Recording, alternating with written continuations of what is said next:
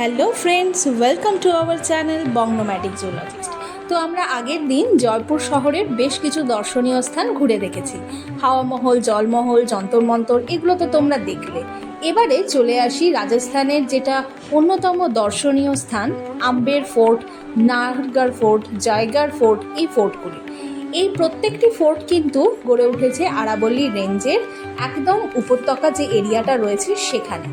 তো এই যে আম্বের ফোর্ট তোমরা দেখবে আমার সাথে ঘুরে ঘুরে, এটি কিন্তু পুরোপুরি রাজা মানসিংয়ের তৈরি।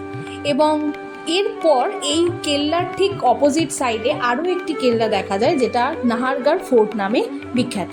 তো ওই নাহারগড় ফোর্টের ইতিহাস তো তোমরা পরেই জানতে পারবে, কারণ এর পরের ডেস্টিনেশনটাই সেটা। আর এই আম্বের ফোর্ট হচ্ছে একমাত্র ফোর্ট যেখানে কিনা এখনও প্রচুর হাতি রয়েছে। এখানে কিন্তু তোমরা এলিফ্যান্ট সাফারি করতে পারো। এই যে এলিফ্যান্ট সাফারি, এটা কিন্তু একটা নির্দিষ্ট টাইমিং রয়েছে, এর বুকিংটাও হয় এর যে প্রপার কাউন্টার সেখান থেকে। তো এইখানে এখনও পর্যন্ত যেটা শুনলাম যে 220টির মতো হাতি কিন্তু এখনও এই এরিয়াতে রয়েছে। তো তাহলে তোমরা ফোর্টের প্রত্যেকটি জায়গা ঘুরে দেখো আমার সাথে এবং আনন্দ করো। তো চলো।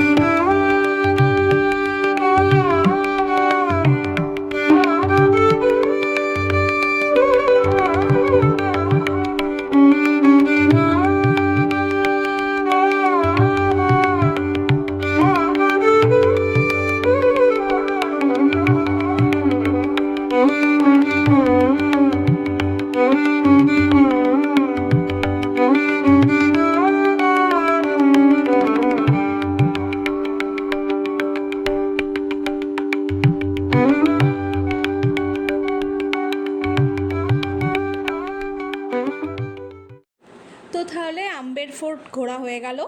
এইবারে আমরা যাচ্ছি এরই কাছাকাছি আরও একটা ফোর্ট আছে। আমরা অ্যাকচুয়ালি আম্বের ফোর্টের অপোজিটেই এই ফোর্টটা দেখতে পাই, যার নাম হচ্ছে নাহারগড় ফোর্ট। তো নাহারগড় ফোর্ট যাওয়ার আগে রাস্তায় কি দেখলাম জানো? চলো তোমাদের সাথে শেয়ার করি এবং তোমরাও এই পরিবেশটার মজা নাও। অসাধারণ অনেকগুলো ময়ূর দেখতে পেলাম রাস্তায়। আর সেটা দেখে কি গাড়ির মধ্যে থাকা যায় বলো তো? তাই গাড়ি থেকে নেমে পড়লাম ময়ূরের কিছু পিকচার নেওয়ার জন্য। যদিও আমার ক্যামেরাটা অতটা ভালো তোমার ফোকাস বলো বা অনেকটা দূর অবধি যে আমি ক্যাপচার করতে পারবো সেটা নয়, তো তোমরা যদি আমাকে একটু সময় দাও তাহলে কিন্তু কিছুটাও তোমাদের সাথে এটা দেখাতে পারি এবং শেয়ার করতে পারি।